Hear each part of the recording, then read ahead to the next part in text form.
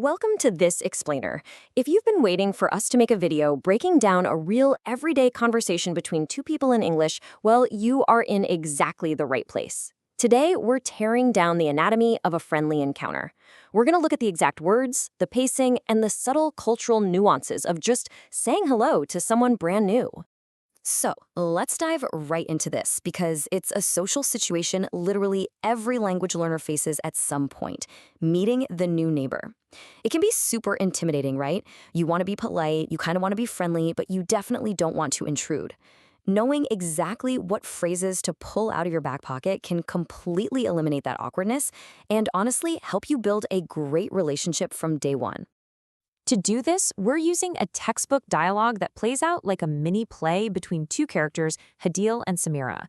By breaking this single interaction down piece by piece, we're going to extract some incredibly practical tools for your everyday English communication. Section 1. Meeting the new neighbors. Let's look at the setup before anyone even opens their mouth. Aunt Nada and Hadil have a very clear goal here. They want to meet the Mustry family. It's a simple verb, sure, but it's the entire driving force behind this interaction. Aunt Nada actively wants these two to get to know each other. And to make this happen, they don't just go knock on a stranger's door empty-handed. No way. They prepare lunch. Hadil takes the food over on a tray, which is honestly a brilliant social strategy. Bringing food gives you an immediate positive reason to be on someone's doorstep.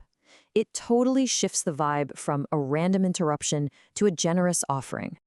So tray in hand, Hadil knocks, the door opens, and she goes with the most direct, universally understood English greeting on the planet. Just, "Hi, I'm Hadil." That's it. No overthinking it. She drops a casual greeting, gives her name, and boom, the ball is perfectly in the other person's court. Now, what is really fascinating here is Samira's response. She instantly establishes their physical connection in the neighborhood. By saying, "You're staying opposite, aren't you?" she's proving she recognizes Hadil. She's paying attention to her surroundings. And that instantly makes Hadil feel seen and welcomed, rather than just feeling like some random stranger. And notice that specific word, opposite. This is a fantastic piece of directional vocabulary to describe living right across from someone. It is way more precise than just saying nearby or close. When you live opposite someone, your front doors literally face each other. Neighborly interaction is practically inevitable at that point. Moving on to Section 2, Hospitality and Polite Offers. So the identities are established, the lunch is offered, now we have to move this conversation out of the doorway and into the home. Samira replies with this incredibly polite invitation, and it's a masterclass in extending warmth in an English home. Notice she doesn't just say a basic "come in." She says, "Please come through and have tea."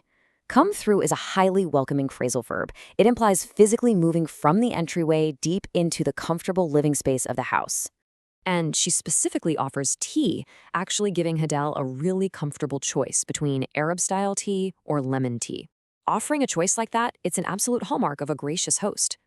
Hadil happily takes the Arab-style tea, and just like that, they've transitioned from strangers at the door to guests in the living room. Section 3. Managing busy schedules. So the pleasantries are out of the way, the tea is sorted, and the chat naturally shifts to finding common ground.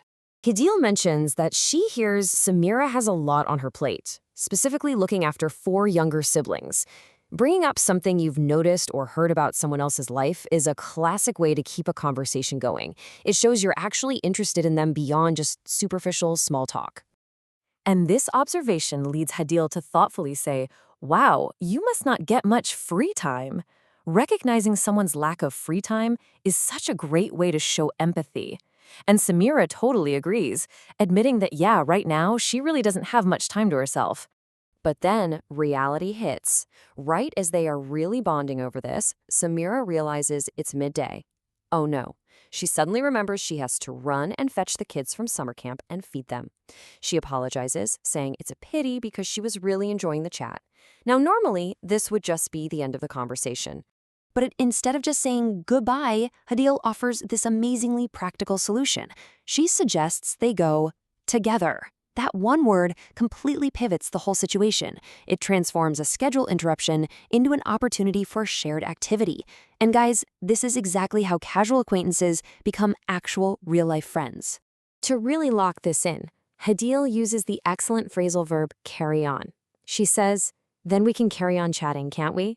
It is just a wonderful, natural way of saying that the logistics of the day do not have to ruin their newly formed connection. And of course, Samira enthusiastically agrees. Which brings us to section 4, everyday English in action. We've seen how the story flows, but let's isolate the actual mechanics of the language so you have practical tools to take away with you today. Our source text explicitly calls out these exact phrases for everyday use. Please come in, and please come through and have tea. Listen, these aren't just literal instructions about walking through a door or drinking a hot beverage. They are vital cultural tools for showing true hospitality.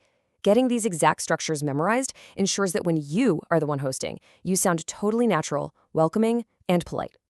So, to wrap up this explainer, I want you to actually picture your own neighborhood right now. If there was a knock on your front door in 5 minutes, how would you handle it? How would you use these exact phrases to invite your neighbor in for a friendly chat? The anatomy of a friendly encounter is something you can easily practice and perfect. It's all about turning strangers into friends one cup of tea at a time. Keep practicing those phrases, and I'll catch you in the next explainer.